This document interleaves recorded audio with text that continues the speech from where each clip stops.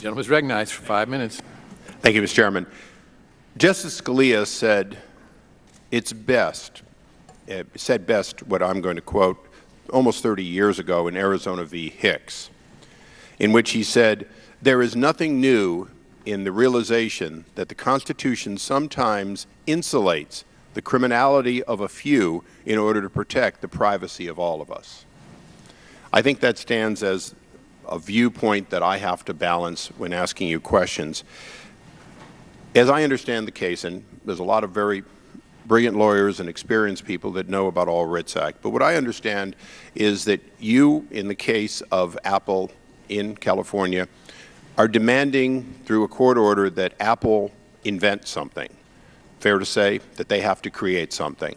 And if that's true, then my first question to you is, the FBI is the premier law enforcement organization with laboratories that are second to none in the world.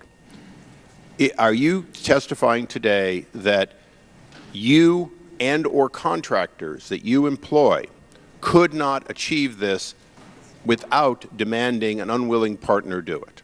Correct. And you do so because you have researched this extensively? Yes, we've worked very, very hard on this. We're never going to give up, but we've worked. Did you receive the source code from Apple? Did you demand the source code? Did we ask Apple for their source code? Not that I'm aware of. Okay, so you couldn't actually hand a software person the source code and say, can you modify this to do what we want, if you didn't have the source code. So who did you go to, if you can tell us, that you consider an expert on writing source code changes that you want Apple to do for you? You want them to invent it, but who did you go to? Not sure I'm following the question. Well, you know, I'm going to assume that the burden of Apple is X. But before you get to the burden of Apple doing something it doesn't want to do, because it's not in its economic best interest, and they've said that they have real ethical beliefs that you're asking them to do something wrong, sort of their moral fiber, but you are asking them to do something, and there's a burden. No question at all. There's a burden. They have to invent it. And I'm asking you, have you fully viewed the burden to the government? We spend $4.2 trillion every year. You have a multi-billion-dollar budget.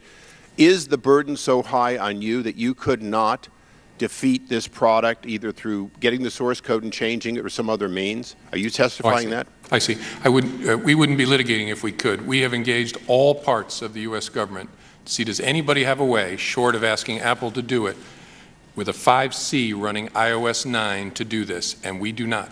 Okay, well, let's go through the 5C running iOS 9. Does the 5C have a non-volatile memory in which all of the encrypted data and the selection switches for the phone settings are all located in that encrypted data? I don't know. Well, it does. Okay. And take my word for it for now. So that means that you can, in fact, remove from the phone all of its memory, all of its non-volatile memory, its disk drive, if you will, and set it over here and have a true copy of it that you could conduct infinite number of attacks on.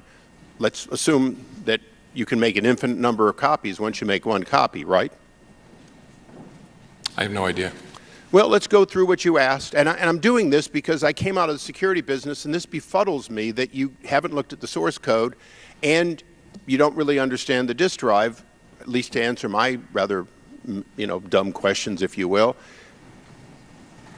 If there's only a memory, and that memory, that non-volatile memory sits here, and there's a chip, and the chip does have an encryption code that was burned into it, and you can make 10,000 copies of this chip, this non-volatile memory hard drive, then you can perform as many attacks as you want on it. Now, you've asked specifically Apple to defeat the finger code so you can attack it automatically, so you don't have to punch in codes.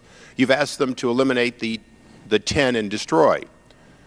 But you haven't, as far as I know, asked them, okay, if we make 1,000 copies or 2,000 copies of this, and we put it with the chip, and we run 5 tries, 00 through 04, and then throw that image away and put another one in, and do that 2,000 times, won't we have tried with a non-changing chip and an encryption code that is duplicated 2,000 times, won't we have tried all 10,000 possible combinations in a matter of hours. If you haven't asked that question, the question is, how can you come before this committee and before a federal judge and demand that somebody else invent something if you can't answer the questions that your people have tried this? First, I'm the director of the FBI. If I could answer that question, there'd be something dysfunctional in my leadership. Now, I only asked if your people had done these things. I didn't ask you if that would work. I don't know if that would work. I asked you, who did you go to?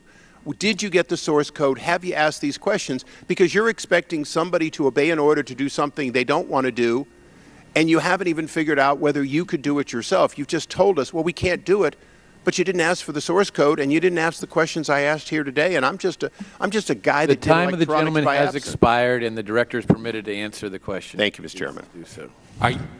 I did not ask the questions you're asking me here today, and I'm not sure I fully even understand the questions.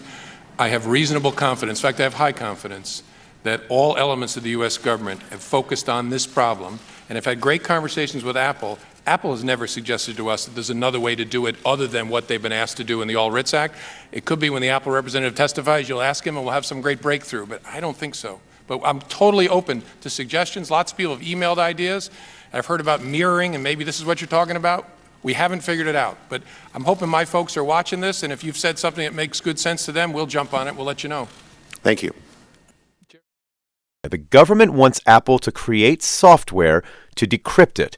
Apple has defied a judge's order to do that. This week, Issa, a California congressman known for grilling government officials, took FBI Director James Comey to task over this. He said the government is demanding something from Apple that could jeopardize the privacy of anyone with an iPhone. You're expecting somebody to obey an order to do something they don't want to do, and you haven't even figured out whether you could do it yourself. You've just told us, well, we can't do it, but you didn't ask for the source code, and you didn't ask the questions I asked here today, and I'm just a guy that didn't like Issa is a guy who knows about technology. The Republican congressman made his fortune in electronic security, creating car alarms. His congressional office is actually decorated with patents he has won for his electronic inventions.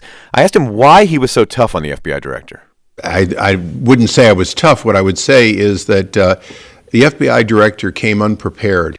Unprepared because in Issa's mind, the FBI couldn't answer a simple question: why they didn't consider other ways to break into this iPhone, short of forcing Apple to write new software that could, in Issa's mind, be used by hackers, maybe even other countries, to break into other phones.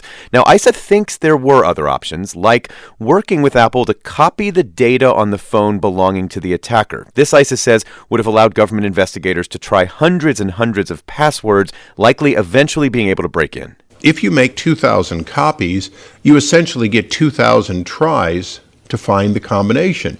And this is really important, Issa says, because it would have still involved unlocking a single phone and not forcing Apple to create software that could unlock all phones. Issa thinks the FBI could have asked Apple for help with this. Certainly, Apple could have been asked to help them make copies. And I'm not sure that Apple would have objected to it. Apple was objecting not to the things that it, in the ordinary course, could do. They were objecting to developing a clandestine backdoor for their product. And why is that such a red flag for you? Because Director Comey described the request as akin to asking Apple to take away the vicious guard dog and let us pick the lock. But that's just not true. That's not true. Your listeners need to understand one of your rights is your right to privacy. Now, if Apple creates a backdoor, it's not removing a guard dog from a criminal's front door. It's giving an automated process of unlocking every door in America and unlocking it potentially without your knowing it. That's really what they're asking for. And that sounds very dramatic. I mean, the government has said this is one phone, and look, the government lies. Understand, this may be NPR, but the government lies to you. I have spent 10 years representing the people of California, and I have seen governments, both Republican and Democratic, lie.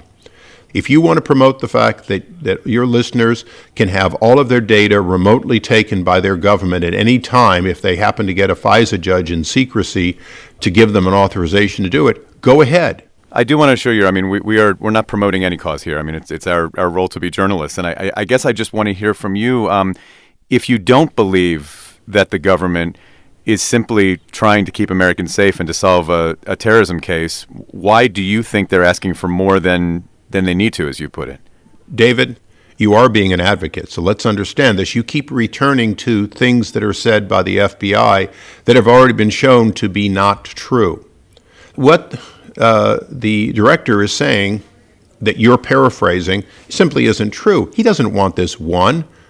They have 12 more that they have. They have asked for unlock in other jurisdictions, other cases, and one of our witnesses, of course, has 175 that they want unlocked. So it's not about one terrorist. It's not about terrorism at all. The issue is that the FBI asked for more than they needed, and if they were given it, it would set a bad precedent for all of America's liberties. Congressman Issa, nice talking to you. Thanks so much for the time. Thank you.